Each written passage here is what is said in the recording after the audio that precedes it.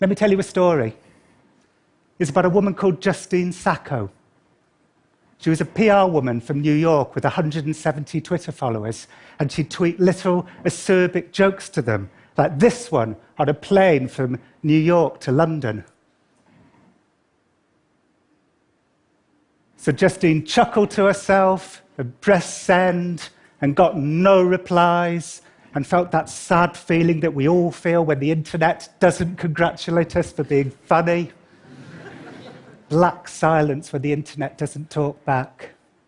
And then she got to Heathrow, and she had a little time to spare before her final leg, so she thought up another funny little acerbic joke.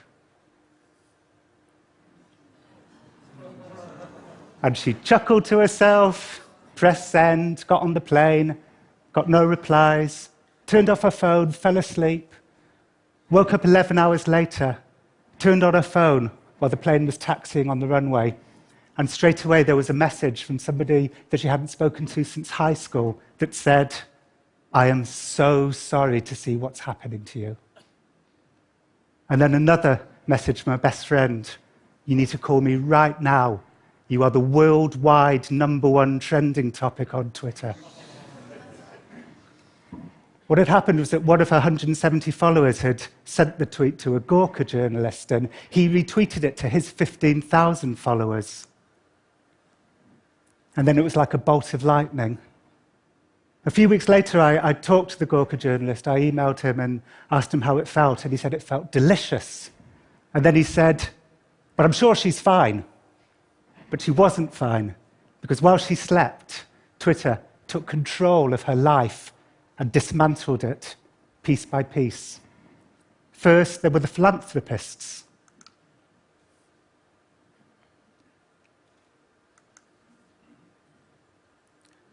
Then came the beyond horrified. Was anybody on Twitter that night? A few of you. Did Justine's joke overwhelm your Twitter feed the way it did mine? It did mine, and I thought what everybody thought that night, which was, wow, somebody's screwed.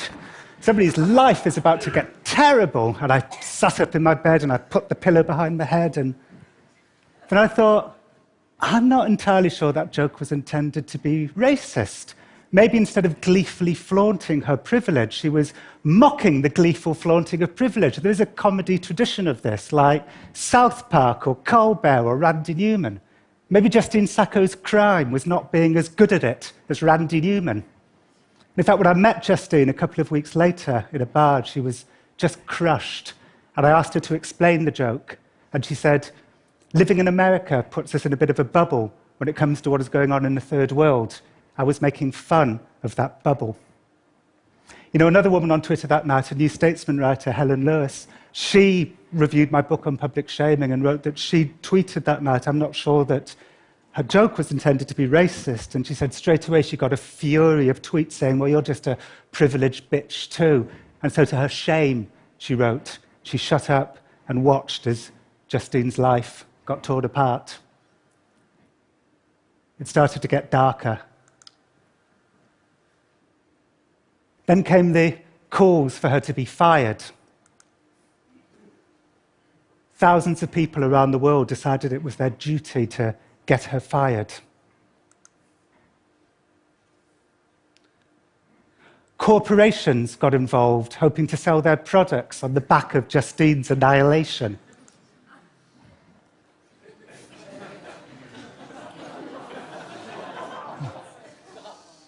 A lot of companies were making good money that night. You know, Justine's name was normally Googled 40 times a month.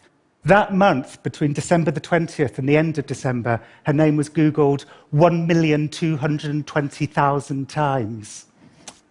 And one internet economist told me that that meant that Google made somewhere between $120,000 and $468,000 from Justine's annihilation. Whereas those of us doing the actual shaming, we got nothing. We were like unpaid shaming interns for Google. And then came the trolls. Somebody else that night wrote, "Somebody HIV positive should rape this bitch, and then we'll find out if her skin color protects her from AIDS."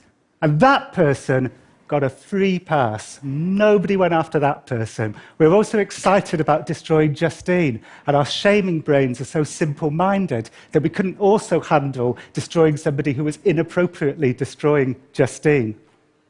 Justine was really uniting a lot of disparate groups that night, from philanthropists to rape the bitch.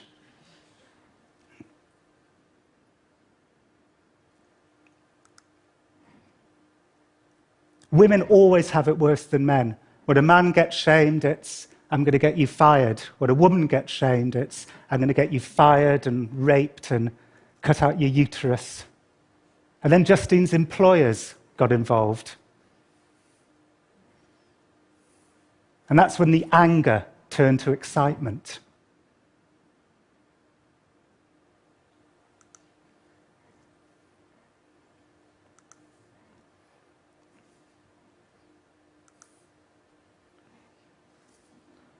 What we had was a delightful narrative arc.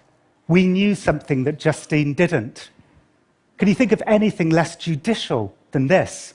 Justine was asleep on a plane and unable to explain herself, and her inability was a huge part of the hilarity. On Twitter that night, we were like toddlers crawling towards a gun.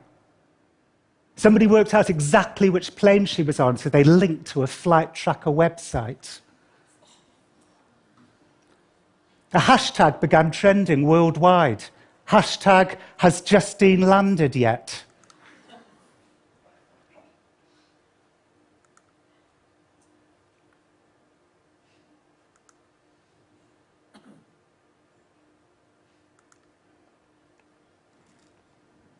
And guess what? Yes, there was. And if you want to know what it looks like to discover that you've just been torn to shreds because of a misconstrued liberal joke, not by trolls, but by nice people like us, this is what it looks like. So why did we do it? I think some people were genuinely upset, but I think for other people it's because Twitter is basically a mutual approval machine. We surround ourselves with people who feel the same way we do, and we approve each other, and that's a really good feeling. And if somebody gets in the way, we scream them out. And do you know what that's the opposite of? It's the opposite of democracy. We wanted to show that we cared about people dying of AIDS in Africa. Our desire to be seen to be compassionate is what led us to commit this profoundly uncompassionate act. As Megan O'Geeblin wrote in the Boston Review, this isn't social justice. It's a cathartic alternative. For the past 3 years, I've been going around the world meeting people like Justine Sacco, and believe me, there's a lot of people like Justine Sacco. There's more every day. And we want to think they're fine, but they're not fine. The people I met were mangled. They talked to me about depression and anxiety and insomnia and suicidal thoughts.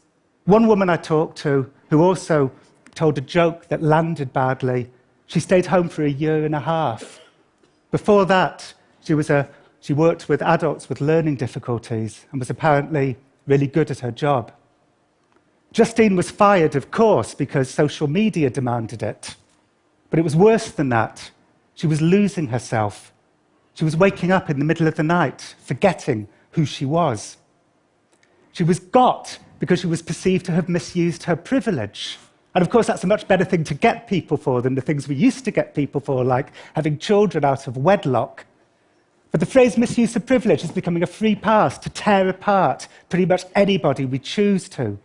It's becoming a devalued term, and it's making us lose our capacity for empathy and for distinguishing between serious and unserious transgressions.